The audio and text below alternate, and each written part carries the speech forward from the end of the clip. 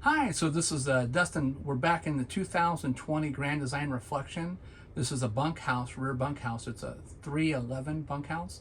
The customer's complaint was that the rear bedroom was taking real long to get warm or wasn't getting warm enough.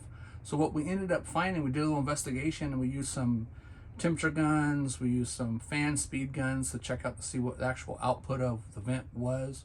What we ended up finding is underneath the mattress in here was closer to the end of it. We were getting about, I would say in the middle 60 degrees, but as we got further over toward the wall where the outside kitchen is, it was getting in the lower 50s.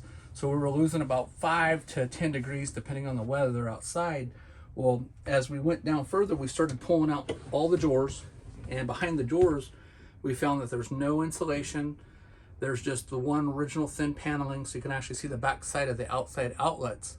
And so what we're going to do is we're going to contact the manufacturer, see if we can add some insulation, add some paneling to the back area to kind of prevent the cold air from coming up, because it's very noticeable. You can put your hand on the surface of the cabinets and you can physically feel the draft coming through. Also outside where the kitchen is there's the little outside sink. The plumbing lines and the drain lines, there's about a 12 by 12 hole underneath that sink, and that's allowing air to come in as well. So we're going to go ahead and see if we can insulate that, panel it off to help block it up. Hopefully that'll help keep the temperature up in the bedroom area.